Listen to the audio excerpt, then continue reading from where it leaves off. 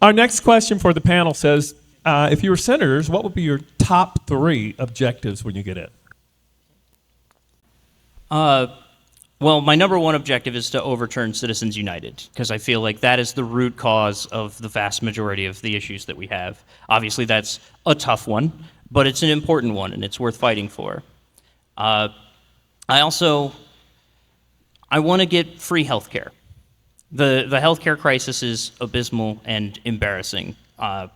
It's a shame that our veterans are put through what they're put through in order to get the health care that they need.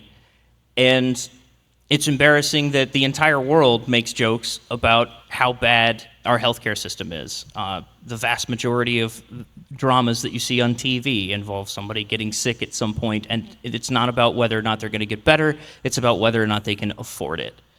And that's a tragedy. I know several people that aren't here anymore because they didn't seek medical attention because they couldn't afford it.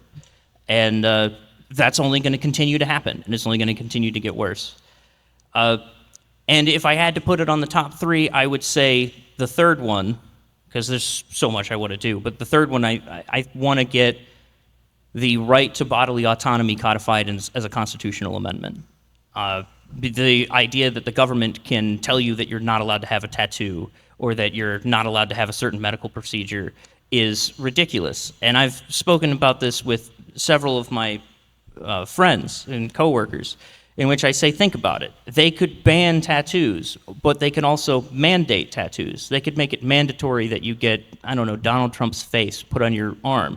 If it's not made illegal, then that's something that they can do. If it's not protected in the Constitution, then they could do that.